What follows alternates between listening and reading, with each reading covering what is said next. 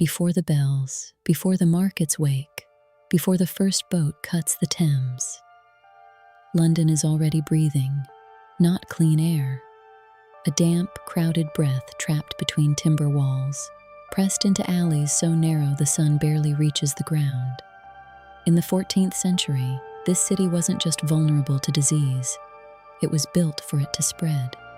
By the 1300s, London swells. Trade pulls people in, work pulls people in, hunger pulls people in.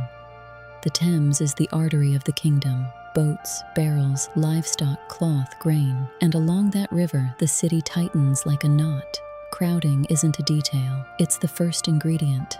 When bodies compress day after day, illness needs only contact. Look down. Many streets are bare earth, no paving, no drainage.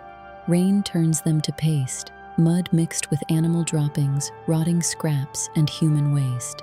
Some homes use pits or privies, but sooner or later it ends up outside, in ditches, heaps, sometimes right in the street. Then 1,000 shoes step through it, and the city carries it into shops and homes. Now water.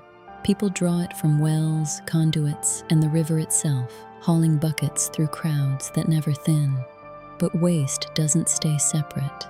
It seeps into ground, runs with rain, drains toward the same places people wash and drink. Sometimes it looks clear.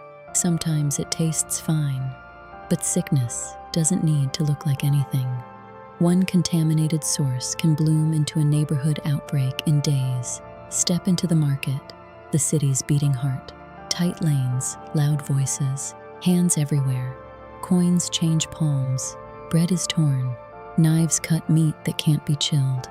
Fish lies out in air that turns it fast. No refrigeration, no sealed packaging. Hygiene is a luxury. Contamination moves silently from hand to handle to food to mouth. Then night. London doesn't open up. It closes in. Families crowd into single rooms, sometimes with lodgers sleeping near cooking fires. Indoor air is heavy with smoke. Lungs are irritated.